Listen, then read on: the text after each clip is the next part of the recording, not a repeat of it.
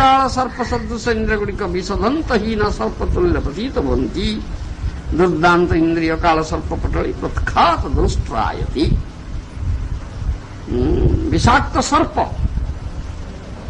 ଯଦି ବିଷଦାନ୍ତ ଭାଙ୍ଗି ଦିଆଯିବ ତାହେଲେ ଆଉ ତାଠାରୁ ଭୟ ନାହିଁ କିଛି। ସେ ଦଂଶନ କଲେ ସୁଦ୍ଧା ବିଷ ପ୍ରତିକ୍ରିୟା ହବ ନା, ବିଷଦାନ୍ତ ଭାଙ୍ଗି ଦିଆଯାଇଛି। ସେ କଥା କହୁଛି।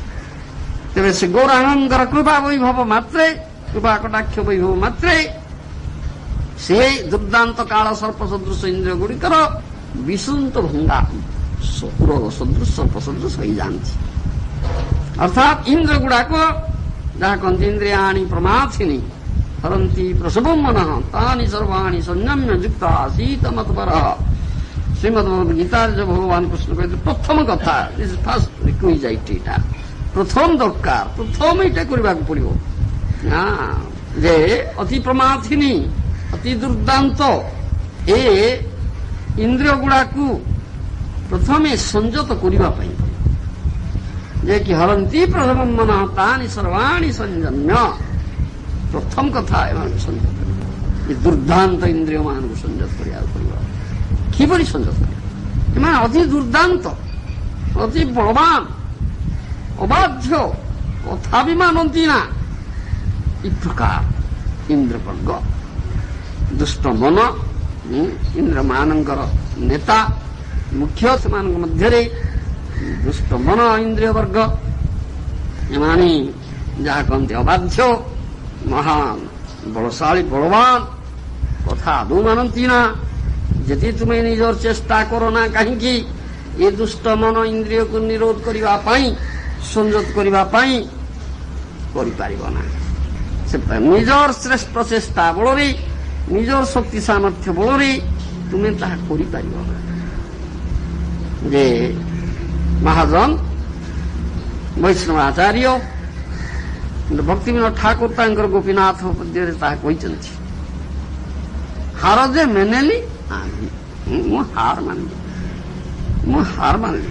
ଗୋପୀନାଥ ହାର ଯେ ମେନେଲି ମୁଁ ହାର ମାନିଲି। ମୁଁ କେତେ ପ୍ରଚେଷ୍ଟା କଲି ଏ ଦୁଷ୍ଟ ମନକୁ ସଂଯତ କରିବା ପାଇଁ, କିନ୍ତୁ ପାରିଲି ନାହିଁ, ହାର ମାନିଲି। ମୁଁ ହାର ଯେ ମେନେছি আমি, ଆଉ ମୋର କିଛି ଉପାୟ ନାହିଁ, ମୁଁ ଉପାୟ ଶୂନ୍ୟ ହେଇଗଲି। ଏ ଗୋପୀନାଥ, ମୁଁ ଉପାୟ ଶୂନ୍ୟ ହେଇଗଲି।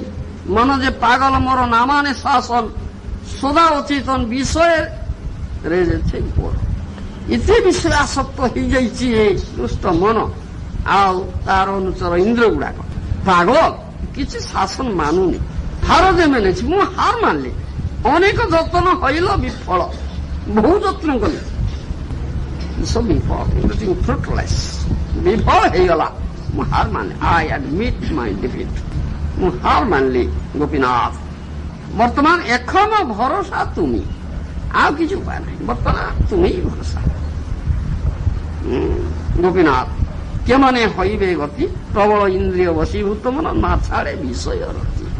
ମହାଜନ ଭକ୍ତିବିନୋଦ ଠାକୁରଙ୍କର ମଧ୍ୟ ଗୋପୀନାଥଙ୍କର ପଦାରବିନ୍ଦ ଇ ପ୍ରାର୍ଥନା ଅଛି, ହାର ମାନିଛି। I admit my defeat. ମୁଁ ହାର ସ୍ୱୀକାର କଲି। ସମସ୍ତ ଚେଷ୍ଟା, ସମସ୍ତ ପ୍ରଚେଷ୍ଟା, ଅନେକ ଯତ୍ନ ହଇଲା ବିଫଳ।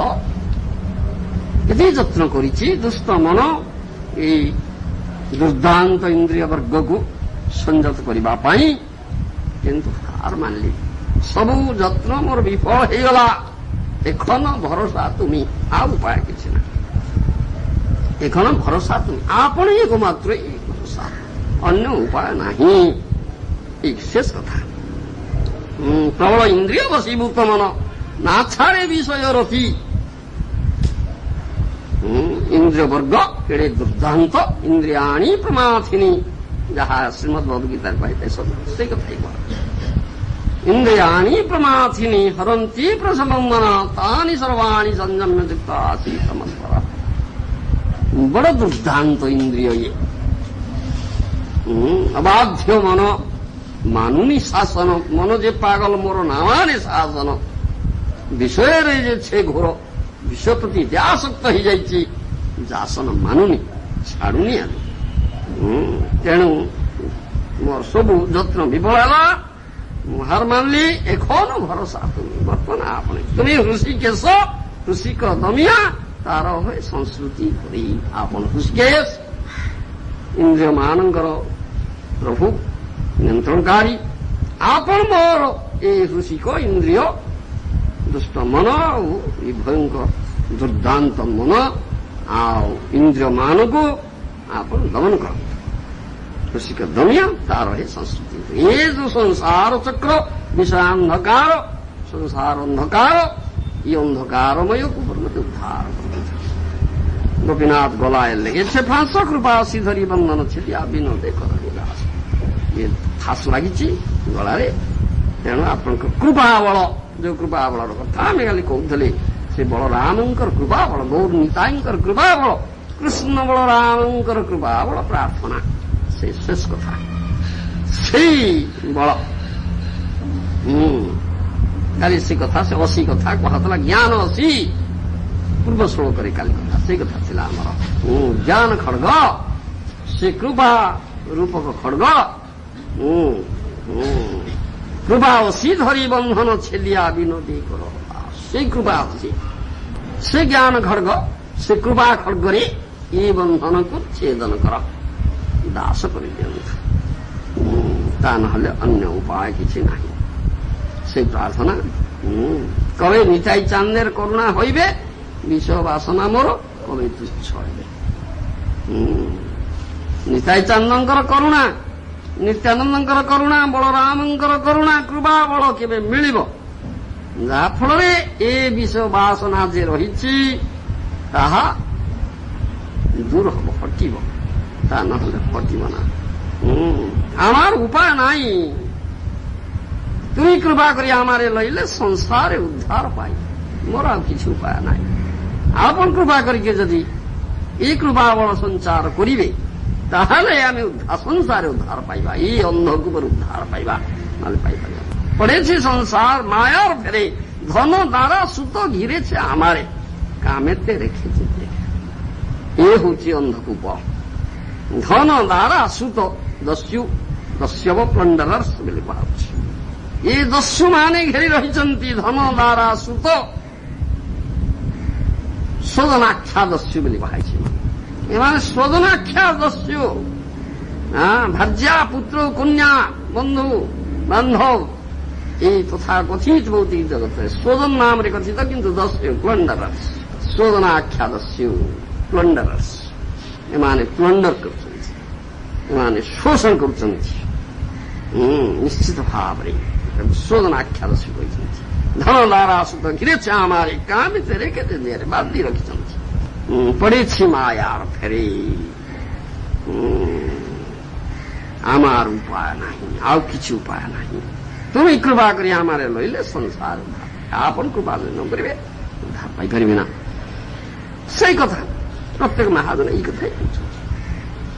ନାରଦମୁନି ସେଇ କଥାই କହୁଛନ୍ତି। ନାରଦମୁନି ସେଇ କଥାই କହୁଛନ୍ତି। ନଚେତ୍ ଶବ୍ଦ ବ୍ୟବହାର କରି ସେଇ କଥାଇ କହିଛନ୍ତି। Otherwise, if one does not take shelter of Achyuta Baladev, the senses acting as horses, intelligence acting as the driver, both being prone to material contamination, inattentively bring the body, which acts as the chariot, to the path of sense gratification. When one is thus attracted again by the rooks of Visaya, eating, sleeping, mating, the horses and chariot driver are thrown into the blinding dark well of material existence. One is again put into a dangerous and extremely fearful situation of repeated birth and death. Most important instruction. Otherwise, if one does not take shelter of Achyuta Baladev, in previous verse, Narada Muni specifically has said that to take shelter of Balaram, Nityananda Ram, you see, to get his Krupa Bala, Achyuta Bala, you see, is Achyuta Bala.